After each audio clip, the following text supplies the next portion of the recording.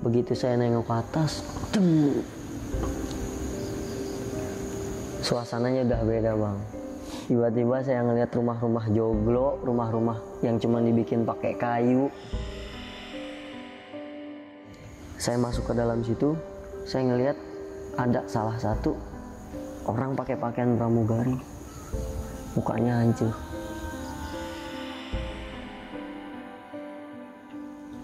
Suara itu Cerah kaget. tungguin habis dulu bang. Ketika saya melewati pasar itu, di situ tuh masih jual timun. Kerasa ya bang? Iya. Ya maaf ya. Saya udah ngingetin tadi di awal bang, karena izin buat cerita ini tuh agak sulit. Halo bang. Astagfirullahaladzim.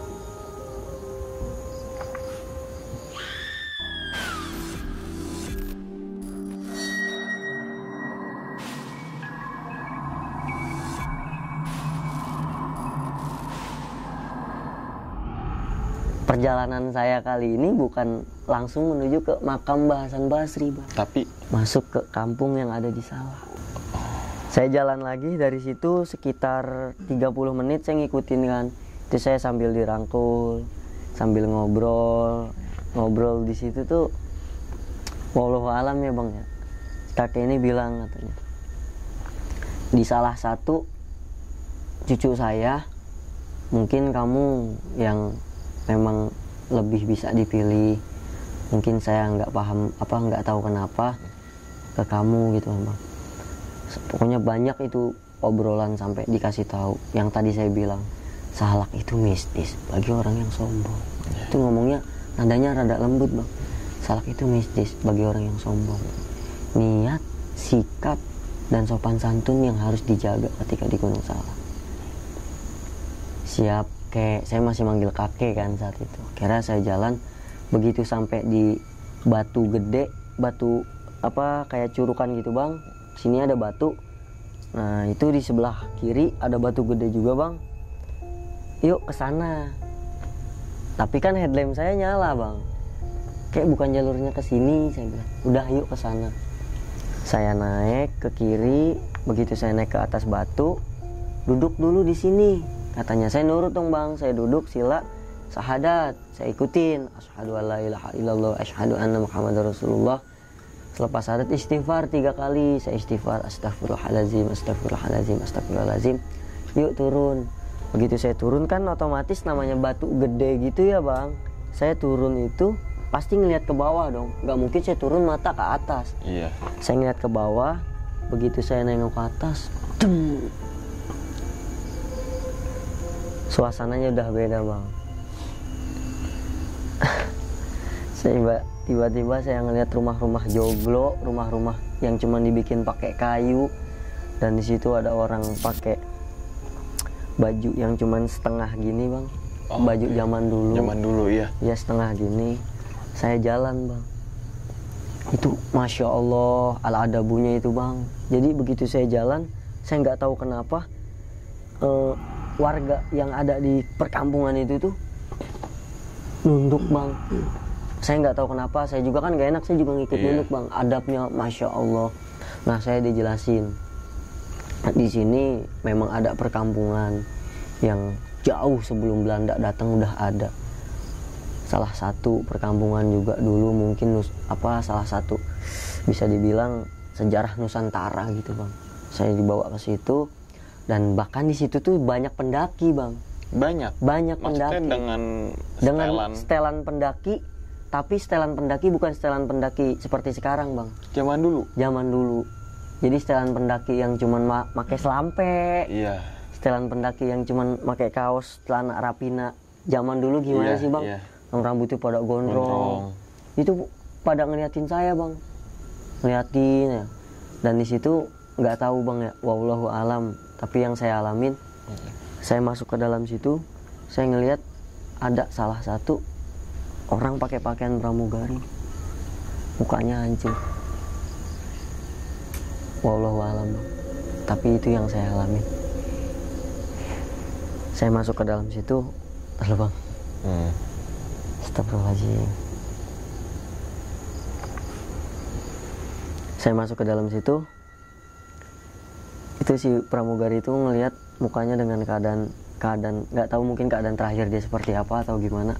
Dan begitu saya lewat itu wangi banget, badan dia ini wangi banget, pandan bang. Pandan. Saya nggak tahu maksudnya apa atau gimana.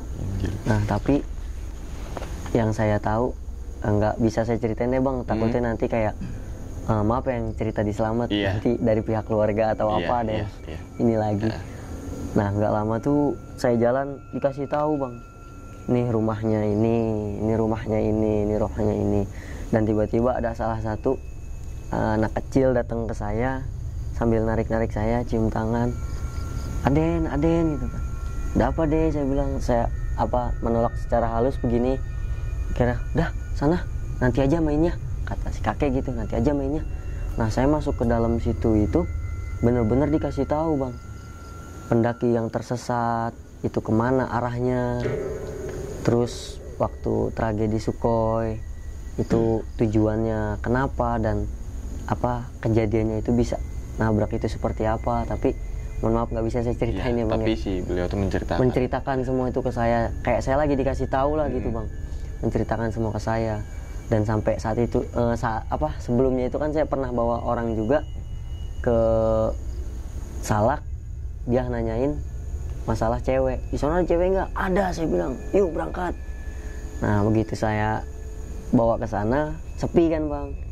Nah sepi, pas ngecamp tuh malamnya semua mimpi junub yang sama bang. Mimpi junub sama. Akhirnya turun, selepas itu nggak mau lanjut puncak, udah turun itu sama teman-teman saya di Jakarta, termasuk almarhum Randy. Ada almarhum Randy yang waktu di Ciremai yang saya nggak bisa ceritain juga tuh bang.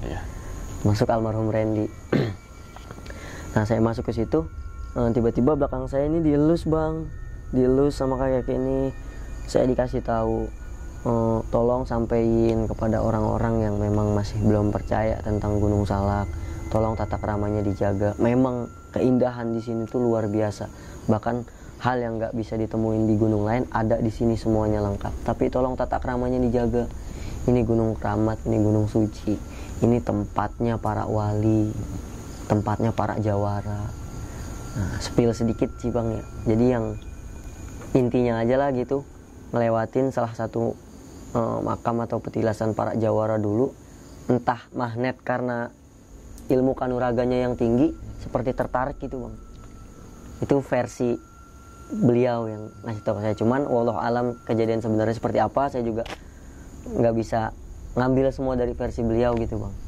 Saya masuk ke perkampungan terus melipir itu kurang lebih hampir 30 menit tuh lebih bang. Situ saya ngelilingin rumah-rumah adat istiadat, bahkan ketika saya melewati pasar itu, di situ tuh masih jual timun.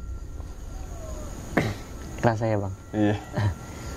Yang maaf ya, saya udah ngingetin tadi di awal bang, karena izin buat cerita ini tuh agak sulit. Alhamdulillah diizinin, cuman saya mau cerita di bang aja ya. Nah, nggak apa-apa kok bang, aman insya Allah. Ya. Nah, itu masih jual timun. Terus kayak apa sih bang? Namanya bukan terong, apa ya namanya? Kayak model terong gitu. Oyong. Yang sayur oyong di sayur. Oyong, timun. Tuh di situ masih jual sayur-sayuran, dan bayarnya itu ada yang tuker benda. Kayak misalnya saya ngeliatin kan ya bang ya, sambil jalan tuh saya ngeliatin. Jadi si pedagang ini ngasih timun, nah dari si pembeli ini ngasih sayuran. Jadi kayak barter gitu bang. Nah terus di situ pun saya masih ngeliat kepeng bulat yang bentuk segitiganya bolong tuh bang. Dan di situ pun di pasar itu ramai gitu bang. Gimana sih suasananya? Kayak orang jalan itu nanya pun masih sopan banget gitu bang. Nih nunjuk pun pakai masya Allah, saya bilang al adabunya Jawa kuno gitu lah bang. Seperti itulah Tatar Pasundan. Akhirnya saya bilang udah yuk pulang, nanti dulu, kamu harus tahu dulu. Nah akhirnya saya jalan terus sama kakek ini, ketemu sama si Abah. Yang saya bingungin saat itu ya bang, Abah cium tangan. Saya di situ bingung, saya nggak berani nanya. Alhamdulillah ketemu ya, kata Abah gitu. Maksudnya Abah ngomong gitu tuh, alhamdulillah saya ketemu gitu. Jarang itu beliau datang ke kamu katanya. Kalau misalnya keadaan nggak memungkinkan darurat, beliau yang datang. Ngomong gitu kan. Akhirnya lepas dari situ bincang masalah keluarga ya bang, nggak bisa ini. Selepas dari situ ya udah yuk lah pulang, saya bilang. Oke, saya mau lanjut ke pembahasan, yuk antar lagi gitu kan. Akhirnya yuk saya diantar lagi, ngelewatin perkampungan itu lagi kan bang, lewatin pasar itu lagi. Berarti balik lagi gitu kan, balik lagi. Nah begitu sampai pasar tuh tiba-tiba si kakek ngomong, "Shh, diam." Itu semua seketika hening bang. Dem. Langsung tertuju mata ke arah saya bang. Saya nunduk bang, saya nggak malu gitu kan, saya nunduk. Nah nggak lama tuh gimana ya, dengkul satu tuh dikebawahin gini bang, ditempelin ke tanah, terus dengkul begini semua bang. Saya kan nggak enak ya bang ya, maksudnya saya nggak tahu arah dan tujuannya apa gitu kan. Ya udah saya ikutin jalan sambil digandeng. Yuk, saya jalan digandeng. Terus tiba-tiba dari sebelah kanan ada yang narik tangan saya. Saya kira mau ngajak saya bang, nggak taunya mau cium tangan. Saya langsung ngambil tangan saya dong. Mau ngapain gitu kan saya bilang. Akhirnya begitu keluar dari situ, terakhir sosok yang saya temuin begitu mau keluar dari perkampungan itu bang, yang saya temuin salah satu kayak pendaki itu kayaknya baru bang. Pendaki belum, maksudnya bukan di tempo dulu, di orde baru mungkin bang. Itu setelannya pakai jaket merah, kemudian pakai buff warna gimana ya, kayak kuning biru gitu bang. Pakai buff, itu buffnya dijadiin kupluk begitu bang, sama celana. Tapi pas saya lihat mukanya tuh itu dah bang, dipanggil lagi saya. Iya, ntar di selamat. Pokoknya seperti itulah bang. Seperti itu bang. Okay. Nah, terus dia bilang gini, katanya, "Hebat kamu, salut saya sama kamu," ngomongin. Terus saya bilang, "Astagfirullahaladzim, hebat dari mana? Nggak ada yang lebih hebat dari Allah," saya bilang itu. Begitu saya keluar, tiba-tiba saya keluar dari situ, saya tiba-tiba suruh merem kan bang. Saya melek, saya di atas di batu itu lagi bang. Di batu yang saya mau masuk itu. Iya. Nah mungkin nanti kalau misalnya bang Umang pengen tahu treknya lewat situ, mungkin nanti saya kasih tahu lokasinya di sebelah mana gitu bang. Nah saya mau turun dari batu itu ke bawah, macan hitam sama putihnya ini ngerapetin badan bang, jadi kayak ngasih celah kaki saya buat turun. Buat pijakan gitu bang. Nah, akhirnya saya pijak, saya turun ke bawah. Akhirnya saya lanjut perjalanan, dan perjalanan saya itu saat itu kakek nggak ada, cuman sama dua macan ini. Nah kakek cuman bilang gini katanya, "Saya datang kalau misalnya memang keadaan darurat seperti itu, pokoknya jangan pernah takut, tetap jadikanlah Allah sebaik-baiknya pelindung, jangan berharap sama saya." Kakek pun bilang begitu. Makanya setiap ada apa-apa yang selalu saya pikirkan di hati saya itu bukan karena saya punya apa-apa gitu bang, wallahu alam lah itu mah, tetap Allah adalah sebaik-baiknya pelindung gitu bang. Saya jalan itu emang agak melipir ya bang, jalan terus agak melipir. Nah di pertengahan jalan ini ada ular kobra bang lewat, cuman diaungin doang, jalannya cepet banget bang, diaungin doang, gitu. Ularnya lari lagi gitu. Okay. Udah begini-begini. Nah itu ular gede lah bang, setangan saya jalan begini, sempat nengok ke saya dulu, jalan lagi kan ke sana. Itu saya lanjut perjalanan, akhirnya saya ketemu di shelter 2 bang, di jalur dari Cidadap. Okay. Nah ini kan di bawah terakhir mata air buat peziarah. Saya masuk, nah ketemulah di jalur peziarah kan. Nah tiba-tiba itu dengan keadaan malam seperti itu, kabut turun bang. Kabut turun dari atas, itu sebegitu malam kabutnya itu jelas gitu bang. Bahkan headlamp saya tuh nggak tembus. Nah, terus akhirnya di situ saya bilang kan, "Punten, cucunya mau lewat, tolong dibukain kabutnya."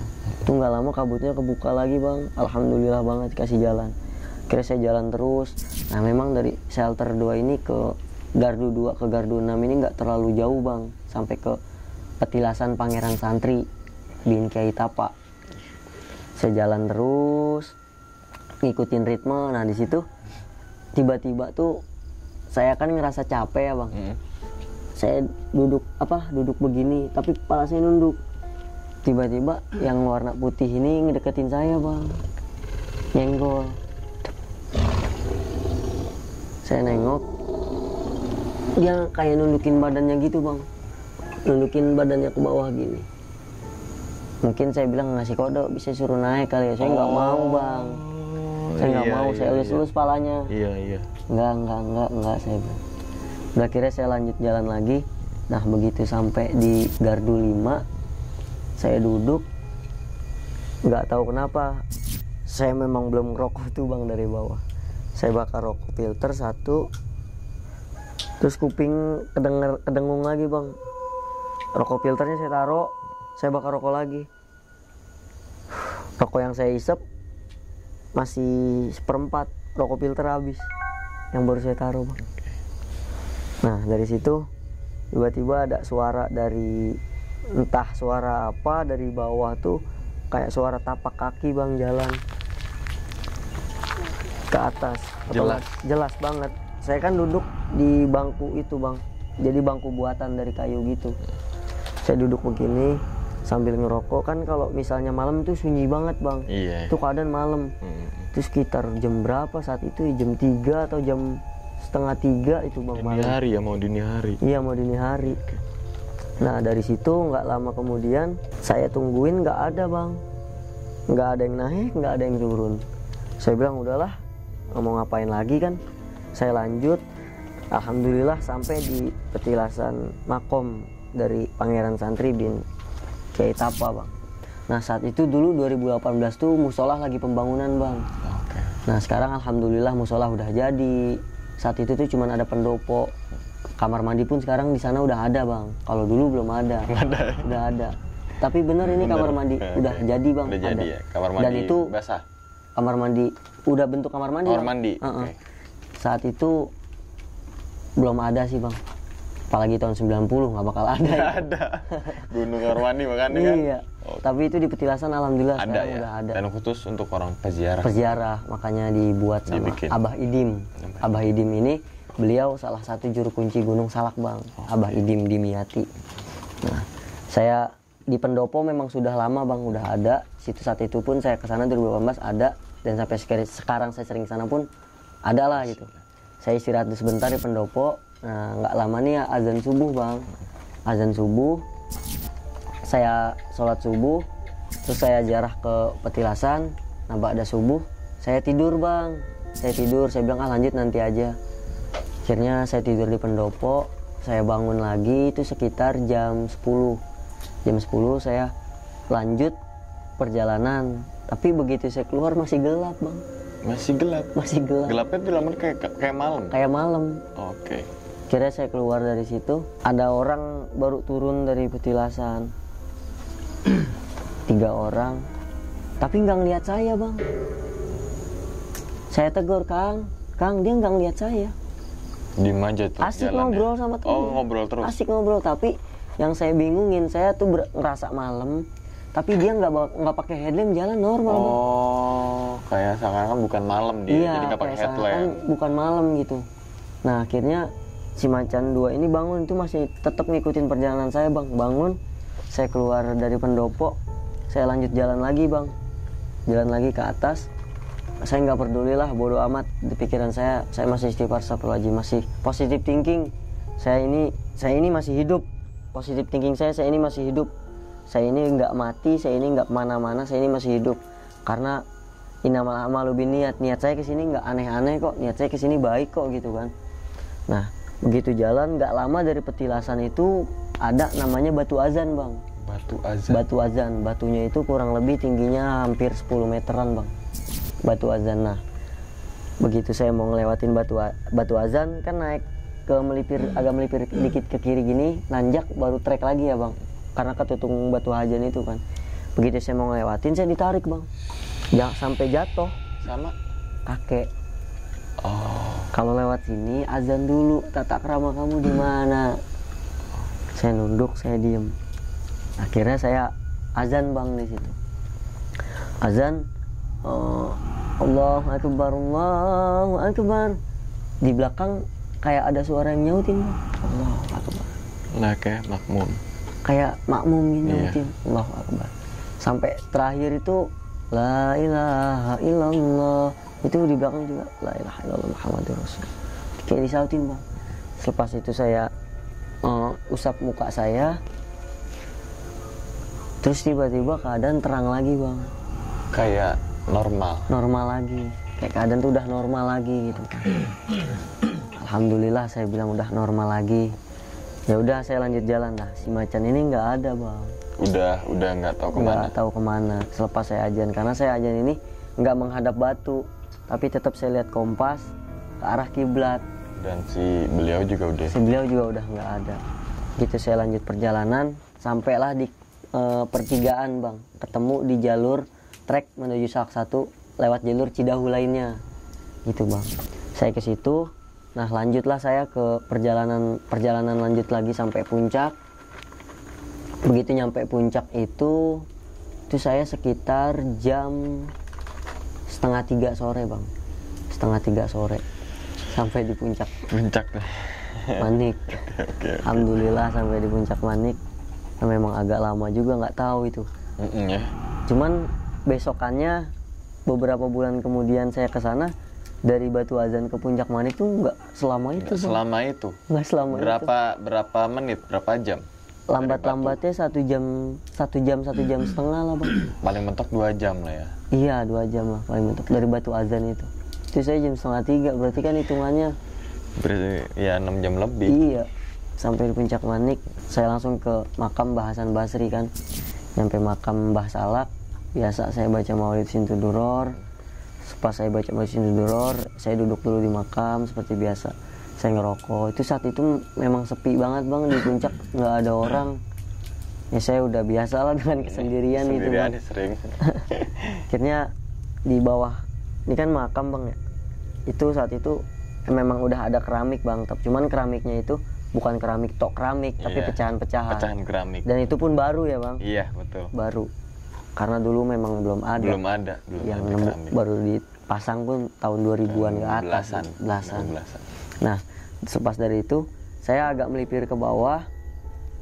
Saya kan memang kalau solo saya kadang bawa tenda, kadang enggak bang. Okay. Saya pasang hamok. Pasang hamok di antara 2 pohon di turunan. Pasang hamok, udah saya nikmatin lah itu. Saya pasang hamok sampai azan maghrib lah bang. Azan maghrib udah saya cuek bebek aja dah itu mau bang. Maksudnya mau saya turun besok, mau turun malam ini, udah mau gimana lagi keadaan kan bang. Saya turun dari hamok, sholat maghrib, itu saya baru ngerasa mau makan bang. Kira saya buka Indomie. Iya, baru ngerasa lapar. Duh lapar nih. Udah sholat maghrib dulu dah. Tapi saya pikir-pikir kalau kita sholat dalam keadaan lapar takutnya nggak khusyuk bang. Akhirnya saya putusin masak mie dulu sebentar. Saya masak mie dulu sebentar. Kelar masak mie, saya makan, minum, baru saya wudhu sholat. Itu kan pas sholat maghrib ya bang. Nah begitu saya sholat itu, saya sholat di, ini kan makam bang, di samping makam itu kayak datar gitu bang, kayak datar. Nah saya nggak mau ngebelakangin nih makam, saya nggak mau di belakang makamnya, tapi saya nyampingin, karena kan kiblat ke arah sebelah sana, ke arah tugu yang tulisan apa Puncak Manik itu. Cuman kan agak tinggi bang, spernya agak segini lah. Iya. Itu saya sholat ke arah sana. Nah saya sholat itu biasanya kalau sholat maghrib kadang saya baca surat Al-Kahfi ayat 1-10. Kedua, kadang saya suka baca Al-Waqiah, kadang Ar-Rahman, cuman beberapa ayatnya doang gitu bang, nggak sampai full. Nah begitu saya takbir, Allahu Akbar, tuh udah aneh bang, di belakang tiba-tiba angin kenceng. Allahu Akbar, ada yang nyautin juga bang dari belakang. Tetap aja saya husu lah sampai saya kelar Al-Fatihah itu walad doli. Suara samar-samar, saya masih positive thinking angin bang. tapi itu di kuping jelas amin.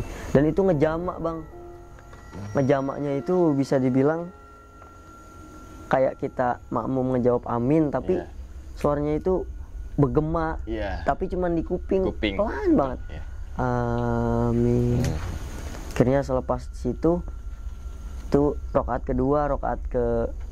pertama maaf, pas rokaat kedua saya baca surat Ar-Rahman, itu badan saya dari ujung kaki sampai ujung jempol tiba-tiba merinding. Seketika aja gitu. Merinding sampai sempet saya lanjut bacaan sholat lagi sampai di rokaat ketiga. Itu begitu saya Assalamualaikum warahmatullah, Assalamualaikum warahmatullah, angin dari depan bang, kebalikannya ada suara juga disautin bang, Assalamualaikum. Saya nengok ke belakang, wallahu alam bang, itu putih semua ada di belakang saya.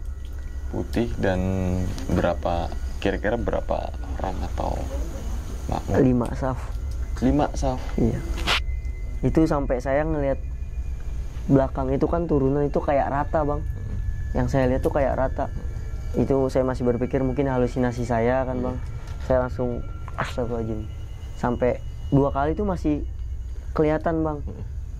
Sampai pas ketiga kali astagfirullahaladzim, baru nggak kelihatan bang. Nggak kelihatan satu pun. Okay. Saya langsung istighfar astagfirullahaladzim.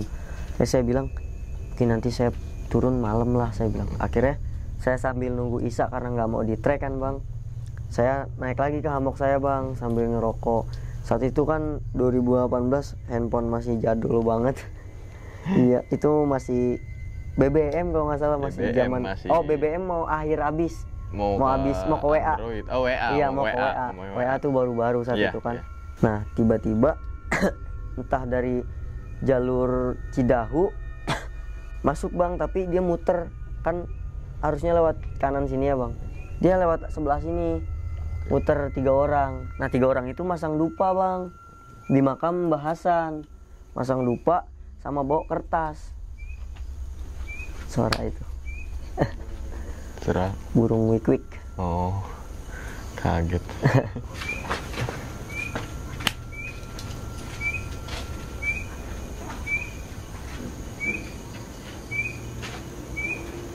Nggak apa-apa dah. Apa ya?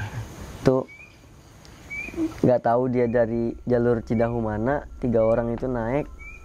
Memang pakaiannya pakai sarung sih bang, pakai sarung, pakai koko, pakai peci. Dia pasang dupa 3 di pinggiran makam, dibakar sama dia bang. Nah terus ada kertas, nggak tahu lah dibungkus gitu, isinya itu ada nama, kemudian garu yang bakar itu loh bang, bukur. Yang bakar itu ada di dalamnya, karena saya hafal wanginya kan. Itu ditaruh. Nah dia berdiri, tapi ada yang beda bang. Apa tuh? Yang beda itu saya kayak kesel tau nggak bang, tiba-tiba kayak kesel, nih orang kayaknya nggak ziarah nih, feel saya kenceng nih, orang kayaknya nggak ziarah nih. Saya turun dari hammock pelan-pelan bang, saya jalan, saya liatin, dia masih nengok kanan kiri tuh bang, dia masih nengok kanan kiri. Nah nggak tahu kenapa pas saya makin maju, dia begini-begini kayak ada yang nepak dia. Saya nggak ngapa-ngapain padahal bang. Begitu dia nengok, matanya langsung melotot ke saya bang. Temennya dijambak dua-duanya sambil narik dia juga. Itu seketika 3-3-nya teriak Allahu Akbar, Astagfirullahaladzim, lari bang, 3-3-nya. Saya nggak tahu dia ngelihat saya atau ngelihat siapa, saya nggak tahu lah saat itu bang. Akhirnya saya samperin ke makam. Bukurnya ini yang dupa dibakarnya ini masih nyala kan bang, tapi wanginya ini udah agak beda bang. Kertasnya saya ambil, nggak taunya di situ ada 6 nama bang. 6 nama orang. Tapi yang saya bingung ini namanya diselang-seling bang, atas perempuan, bawahnya laki-laki. Kan kalau Aprilia bawahnya Jarot, ketahuan bang. Itu ada cewek cowok. Pokoknya yang saya apal banget nama terakhirnya itu Abdul Rozak. nama paling terakhir di 6. Nah begitu saya bakar nama ini, tiba-tiba dupanya mati bang. Seketika Dep, mati. Itu masih sisa setengah. Dep, mati. Padahal posisi nggak ada angin sama sekali. Saya bakar, udah kebakar, kabut tiba-tiba datang bang. Salah kan nggak bisa diduga-duga kan bang. Betul. Kabut datang. Nah dupa ini nyala lagi bang begitu kabut datang. Terus nggak tahu kenapa saya berpikir dalam hati, oh ini dikasih tanda kali ya, saya bilang. Nah akhirnya nggak lama saya bangun lagi, udah pulang, urusanmu sudah selesai. Ada suara kayak gitu bang. Akhirnya saya beresin hammock, saya turun lagi bang. Begitu saya turun ke bawah, mau ke pertigaan tadi itu, di pertigaan ada ular kobra bang begini. Itu nggak tahu, kan pakai headlamp udah mulai redup tuh bang. Kelihatan jelas banget kan apa di mata kaki itu tingginya segini kan bang. Itu ngehalangin jalur bang. Ngehalangin jalur, saya deketin muka saya. Itu sama kayak kejadian kemarin waktu nganter adik saya ke Salak juga bang. Saya deketin gini, dia agak mundur. Saya elus kepalanya. Terus saya getok, saya agak pukul dikit gitu. Dia langsung mundur ke bawah, langsung pergi. Udah jangan ganggu perjalanan saya bilang. Akhirnya saya turun ke bawah, lanjut sampai di Pasarean, Petilasan Pangeran Santri. Sampai situ saya sholat dulu. Selepas sholat, saya sholat hajat di situ bang. Selepas sholat, udahlah saya mau pulang. Saya tolong dipermudah lagi jalan saya, jangan ada kejadian-kejadian yang di luar nalar lagi. Saya turun lagi bang ke bawah, ketemu itu dari gardu 6 sampai gardu 2 tuh nggak ngalamin apa-apa, jalan santai dah bang. Begitu saya masuk ke jalur saya lagi, kan belok kanan itu tuh arah mata air. Nah udah nungguin lagi bang dua macan ini di situ. Udah nungguin lagi, kayak ngasih kode jalan lah. Jalan saya kan kesana lanjut, sampailah di batu yang tadi bang. Sampai di batu yang tadi, si pendaki ini nunjuk saya, yang pakai jaket merah itu nunjuk saya. Saya diem bang. Kenapa, saya bilang. Nunjuk lagi. Kenapa? Sampai 3 kali bang. Saya nanya kenapa, dia cuma nunjuk sambil geleng-geleng kepala. Saya nggak tahu, sampai sekarang pun saya nggak tahu maksud dan arah dan tujuannya tuh kayak gitu seperti berarti apa. Berarti dia nggak ngomong bang? Nggak ngomong. Cuma nunjuk aja gitu? Cuma nunjuk aja gitu. Situ saya samperin, dia mundur. Saya samperin, dia mundur. Nah nggak lama, dari belakang tiba-tiba kakek datang. Tos, wih, udah pulang. Ya udah, saya pulang kan akhirnya. Saya turun lagi. Itu sampai di bawah itu sekitar jam 1 bang. Jam 1 malam. Malam. Dan itu kan cuman 2 hari 1 malam bang. Saya kontak teman saya di Parung Kuda, si Tompel. Saya manggilnya Tompel bang, apa ya? Tompel. Kata dia, lama banget lu, sampai 4 hari. Saya nggak tahu lamanya di mana. Relay itu 2 hari 1 malam. 2 hari 1 malam. Tapi kesaksian teman sama si Tompel bahwasanya 4 hari 3 malam. 4 hari 3 malam. Ya. Maaf bang, 4 hari 4 malam maksudnya. Oh iya, yang 4 hari 4 malam. Karena itu kan udah kemalam lagi. 4 hari 4 malam. Sampai orang tua kan saya nggak bilang juga sampai orang tua tuh. Saya bilang di alasan saya itu saya diem di pondok. Tuh karena kan dulu itu kalau saya solo emang saya jarang bilang orang tua, bukannya saya nggak minta restu orang tua gitu bang, tapi selepas itu pun orang tua pasti tahu gitu. Iya. Saya ngobrol sama si Tompel, Pel, lo ngapa? Teberes maneh mah, katanya. Pasti ngomong gitu, teberes maneh mah. Udah yuk antar pulang. Saya ke tempat dia dulu, Parung Kuda, baru tuh saya istirahat semalam lagi. Paginya baru saya pulang ke pondok Bogor. Ke Bogor. Saat itu kan udah lulus bang, 2018 itu udah nggak di pesantren. Nah akhirnya saya pulang ke rumah. Nah malam itunya saya dimimpi lagi bang. Malam itu saya dimimpi lagi buat diingetin kembali bahwasanya Gunung Salak ini gunung suci. Tolong sampaikan kepada teman-teman, tolong dijaga niat, tata krama, adab sopan santunnya tolong dijaga.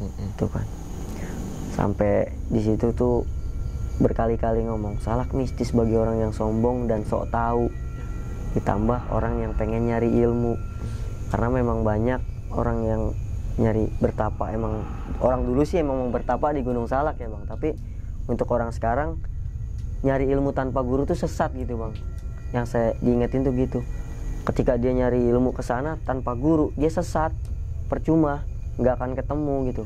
Nah saya pribadi memang saya punya guru, tapi kadang saya suka dikasih arahannya itu ya lewat beliau-beliau lah gitu bang. Dan baru kemarin nih bang, alhamdulillah itu baru kebuka bang. Jadi waktu saya sakit, Bang Umang tahu kan, seminggu. Itu kan memang ada sesuatu juga ya bang ya, sama Bang Umang itu. Nah hari ke-6 itu malam Sabtu, selepas saya sakit, posisi Jun itu kan nggak datang ke rumah bang karena lagi ada inian ke pondok kan, di pondok. Dan memang Jun ini kan udah Jun sama Riyadi Codot ini kan memang udah kayak adik kandung saya sendirilah. Saya sakit juga dia yang bawain air kelapa, dia yang ngurusin saya lah gitu bang. Diibaratkan saya nganggep dia udah kayak adik saya, dia nganggep saya mungkin kayak abang gitu kan. Nah di hari ke-6 ini adik dari nenek saya datang ke rumah. Eyang Ane perempuan. Begitu datang ke rumah, saya turunkan dari atas. Nek, Aa dimimpiin terus, suka ketemu Nek sama orang. Ciri-cirinya saya jelaskan, jenggot, rambutnya kayak gini, mukanya seperti ini. Nenek Ane langsung, Eyang Ane kaget. Astagfirullahaladzim, itu mah Eyang Kusuma. Dan ternyata benar bang, saya punya kakek, kalau sebutannya gimana ya bang? Bapak saya punya kakek nih bang. Kalau ke saya jatuhnya gimana tuh bang saya? Cicit ya? Uyut lah ya. Uyut. Nah uyut saya punya uyutnya lagi. Apa tuh ya? Uyut punya uyut lagi. Iya. Wah itulah ya. Ya itulah ya kita tahu tuh. Nah, uyut soalnya atas uyut apa nggak tahu tuh.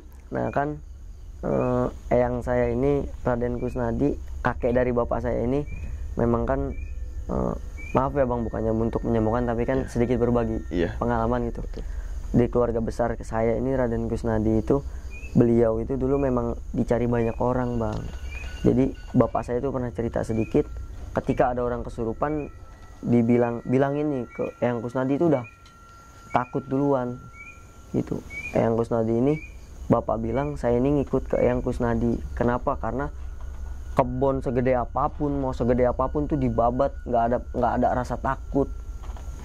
Itu dulu bapak cerita tuh gitu Eyang Kusnadi. Nah Eyang Kusnadi punya ini lagi, Eyang Kusuma. Nah Eyang Kusuma ini si kakek ini bang, ternyata begitu saya nyebutin ciri-cirinya, nggak taunya Eyang Ane punya foto tempo dulu. Masih nyimpen. Masih ada gitu, karena kan saya di keluarga nggak terlalu mau cari tahu gitu bang. Nah sampai nenek Ane bilang tuh sampai menahan nangis gitu bang. Ya Allah ini mah, begitulah kan kata nenek Ane. Saya juga alhamdulillah baru tahu tuh. Jadi selepas saya sakit nggak ngasih ke Bang Umang, akhirnya dibuka di situ bang. Oke. Gimana ya ngejelasinnya? Kan saya sakit tuh kan, waktu Mas Oji datang ke sana nggak sempat ketemu. Ini saya sakit dan akhirnya saya udah tahu beliau siapa. Saya itu kan sebenarnya titipan dari beliau juga bang yang kemarin. Iya yang kemarin. Itu makanya saya sampai sakit dulu kan. Seminggu ya totalnya. Seminggu itu saya sakit bang. Ya itu selepas dari situ udah tahu lah. Terus Eyang Ana bilang ini bisa kayak Eyang juga nih nanti bisa ngobatin. Ibu saya nyeletuk kan. Iya Nek, dia juga kadang suka ngobatin. Dulu tuh yang nggak bisa buang air kecil itu sama dia katanya. Nggak tahu kenapa terus yang aneh ngomong, iya ini cucu pilihan yang ditunggu-tunggu. Ya wallahu alam lah bang, itu kan ya tetap saya biar bagaimanapun percaya sama Allah lah, bukan sama pendahulu atau siapa ya boleh, tapi tetap Allah yang punya kuasanya gitu. Itu bener-bener 2018 perdana lewat jalur desa Girijaya yang Masya Allah banget itu bang. Cuman ya maaf pendaki nggak bisa disepil. Ya kalau nyebutin nama atau ciri-ciri lengkapnya deg-deg ser nanti seperti yang udah-udah lah.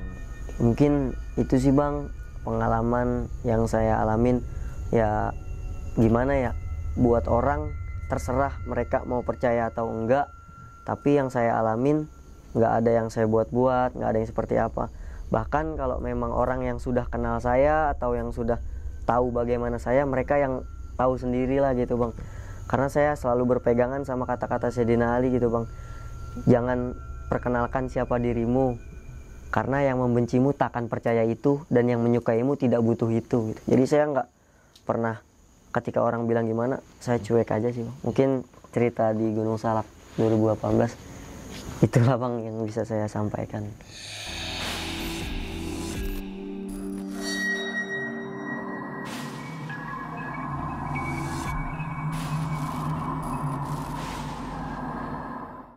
Nah, itu teman-teman semua cerita dari Bang Farhan nih ketika melakukan pendakian Gunung Salak pada tahun 2018 yang Bang ya. Betul. Pada melalui jalur Girijaya. Memang ini panjang banget teman-teman semua. Panjang itu karena di pertengahan pendakian Bang ya, karena bertemu dengan beliau dan sangkut pautnya itu tadi dijelaskan, throwback sedikit di tahun 2017 itu. Jadi ada sangkut pautnya juga. Nggak cuma di pendakian misisnya aja nih Bu. Misisnya apa ya? Bilang misis, horor gimana ya? Bingung. Bilang misis, bilang horor, bingung. Pokoknya seperti itulah. Teman-teman bisa nyimpulin sendiri kalau teman-teman semua menyimak. Nah, ini ada beberapa hal sih Bang. Gue nggak mau mendetailkan para ya, tahu itulah. Tapi ketika di situasi pasar itu Bang, malam kah atau pagi, siang, sore? Abang Umang kayak kita nih lagi di Surken, kan kabut tuh bang. Kabut itu kan putih, iya, tapi gelap. Nah seperti itu bang. Oh jadi nggak tahu apakah itu malam pagi atau pokoknya kalau kita lagi naik gunung kabutnya tebel banget, kayak gitu. Pokoknya diibaratkan badai-badai kabutnya di Surken ya seperti itu bang. Jadi kalau bedanya itu jarak pandang kan 1 meter, tapi ini jarak pandang agak lebih dari 1 meter bang. Oh, jadi kayak ngeplong aja, tapi situasinya kayak kabut. Kayak kabut. Oh, soalnya tergambar. Cahayanya itu agak warna merah kelabu gitu bang. Jadi merah kegelap-gelapan gitu. Iya. Baru ke gambar nih, baru oke. Dan kemudian nanya apa lagi? Karena tadi dijelaskan semua teman-teman semua. Detail banget gitu. Detail dalam artian tadi juga udah disinggung juga si beliau itu siapa dan si Abah itu siapa. Dan juga di dalam desa itu ada beberapa penghuni lah, bisa bilang kita penghuni lah ya, bukan apakah itu pendaki atau yang penting penghuni lah ya. Dan memang kalau kita throwback lagi ke masa zaman dulu, emang zaman dulu kan masih sistem barter bang ya. Iya gak sih, masih misalkan kita mau beli terong misalkan di barter pakai apa yang kita punya gitu ya. Kalau sekarang kan udah beli pakai uang. Kalau dulu kan misalkan dari beras ke misalkan yang pengennya ayam gitu kan, ayam dari beras. Emang seperti itu. Misalkan salah tolong diluruskan. Pokoknya yang saya baca literasi zaman dulu memang untuk transaksi pasarnya itu transaksi dengan sistem barter gitu. Dan kemudian ada bingung beneran ngeblank loh. Karena udah detail semua teman-teman semua, bukan karena vibes-nya gimana enggak, tapi ini udah detail banget, cukup detail. Dan mungkin teman-teman semua misalkan mau bertanya dengan Bang Farhan ya tulis aja kolom komentar deh, nanti insya Allah lah kita balas lah bang ya, setahu ya bisa balas lah pokoknya.